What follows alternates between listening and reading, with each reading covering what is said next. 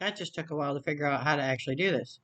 I figured something out from my last video is I never really introduced myself. So my name is Debbie Hall. I've been in the medical field in Florida for 30 years or more. I've done everything from CNA to a director of operations. And the reason I'm not working out somewhere or for somewhere else is because I've been in the healthcare field for that long. I have a glare on my glasses, I just noticed too. Um, anyway, I was raised, my dad was a nurse, and with people, caring for people, I was raised that the patient, the person, was what was important, not the money, not what insurance they had, not um, how many people you could see at one time, but actually just the person. And unfortunately, it's come to a point that it's not like that anymore. And I like to call it, or I don't know, other people call it that too, but my point of view is a lot of places, not everywhere, there are still good physicians and doctors' offices and hospitals and things out there, but a lot of them are part of what I call cattle medicine, meaning they get as many people in their office as they can during the day for their optimum financial gain. Um, so that's primarily the reason that I am no longer working and why I'm doing what I do.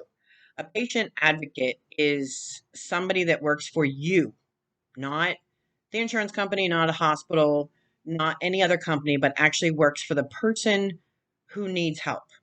Um, Insurance companies, hospitals, they both have a position that they call a patient advocate, and they may help you, but the main thing you have to remember is they work for the hospital company or the insurance. They do not work for you. If you were to consult with me or hire me to review your explanation of benefits or to come with you to your physician's appointment so that I could be able to ensure you're receiving the best care and not getting things ordered that you actually don't need. Um, I work for you. I have no gain for a hospital, for an insurance company, for a lab, for anything. It's to ensure that you as the patient are receiving what you should be and not getting what you shouldn't be. I'm not a doctor. I'm not anything like that, so I can't advise you on the best thing for your own health. What I can do is ensure that unnecessary testing and unnecessary um, procedures aren't ordered. Financially, there are multiple things that can be done that a patient advocate can do for you, even to the point of paying for your premiums. Um, I want to go over a couple things about insurance. The main questions that I get are, well, I'm supposed to have this done, but my doctor says I have to pay this amount of money before I can get it done. And while that may be true in some circumstances, in a lot of circumstances, it is not true.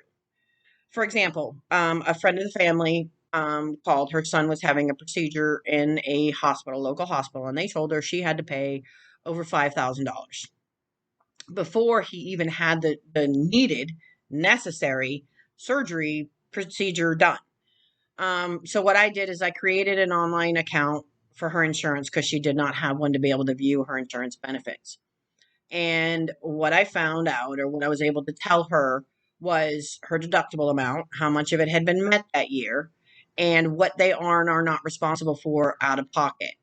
Also, because of where she was having the procedure done, and the hospital facility was in network, meaning they had a contract with her insurance, that no, she did not and does not have to pay that amount up front.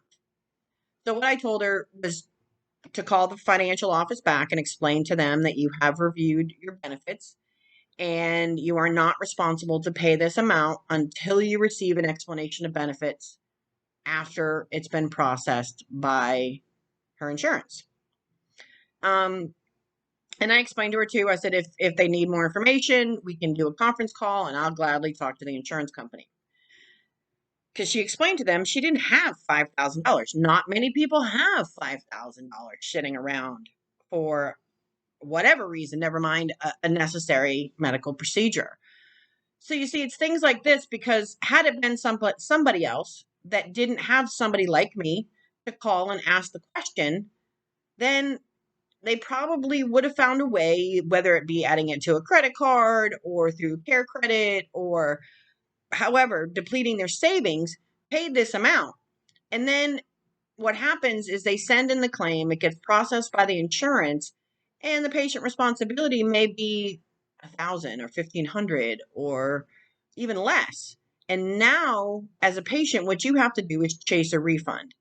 And chasing a refund from a hospital or any provider, really, it's worse than getting a refund from a regular company where the money goes back into your account for 5 to 7 business days.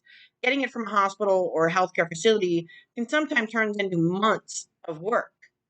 So if you're going by the guidelines given by your insurance and seeing an in-network provider, and they tell you you have to pay an amount up front other than a copay if you're in the office or a deductible amount for the procedure, you need to question it.